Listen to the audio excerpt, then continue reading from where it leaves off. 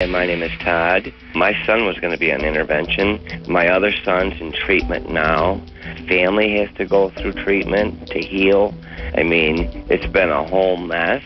I agree. I mean, this is a big problem in this country. Thanks, Rick.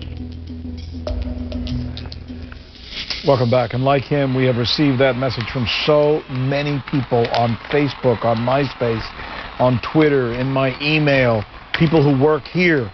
People who know people who work here. Michael Jackson.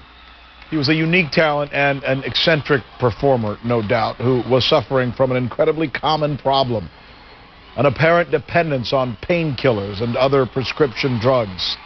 I could show you any one of the many CNN reports that make this painfully obvious to anybody, but rather, I want to talk to you about something else, something I know about personally as well, in my own life. Because somebody in our family died because, essentially, she was hooked on prescription drugs. Who does that happen to? You'd be surprised. Millions and millions of Americans, some of which you know, but are afraid to confront. Let's just say it as it is. Watch this clip now from Larry King last night. It's illustrative. If you look at the data between 1999 and 2004, prescription pill fatal overdoses have doubled.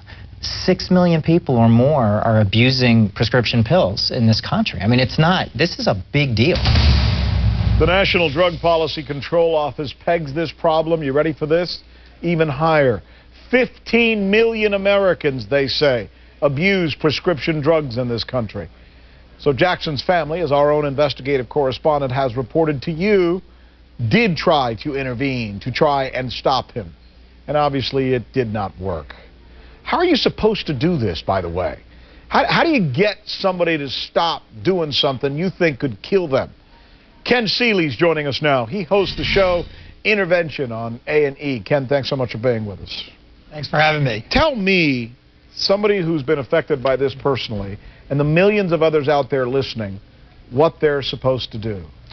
You know, the most important thing to do is when you see those red flags, to take action, because the disease isn't going to go anywhere. The addiction isn't going to end. The only place that addiction ends is in recovery, dead, or in prison. But before we deal with them, help me deal with me. Mm-hmm. And I speak as me for everyone else out there who's listening. How do I confront somebody that I love lots without risking their love? Well, that's a delicate question. I mean, to answer that, there is no real cookie cutter.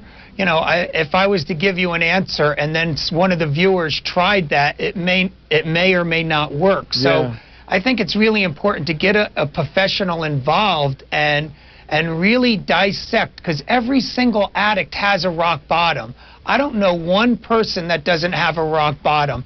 And my job as an interventionist is to come in and help figure out what that is for the addict and create that with the family's support in a loving, respectful manner. Well, you mentioned just a little while ago something about red flags, and I'm interested because it seems to me, and obviously sometimes, you know what's funny? From the outside, these things seem really obvious, and when you're really close to it, you don't think that other people know. I'm looking at it from the outside, and it seemed painfully obvious to me a long time ago that Michael Jackson had a problem. What are the other red flags that people out there with a family member like this need to look for? Can you help us? Absolutely. I mean, so many families know what they are. They fall asleep as they're talking. They'll doze off. They'll, doctor shop for drugs. They'll be buying them on the internet. I mean, there's so many different avenues of getting these I just got the chills when you were saying all of those, because every single one of those fits somebody in my family who we lost. That's amazing. And by the way, there's one you didn't mention that I remember seeing a lot. Dilated pupils for some reason, like in the middle of the day. Yep. Absolutely. And the point being is, when you see these flags, act on it. Don't wait. Don't sit back and think. With addiction, it's not like any other disease out there. There aren't 4 stages like there are with cancer. When you have the addiction, you could die at the very beginning of your addiction, or it could take you to being homeless.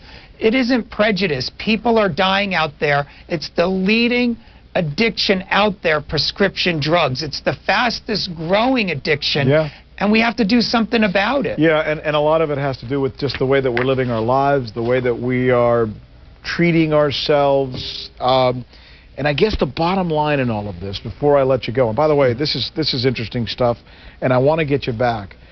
But I guess if there's one thing we could leave with people as we close this conversation today is don't ever have to utter the words, I wish I had. Oh, thank you. Because that's probably the worst thing that can happen in this case.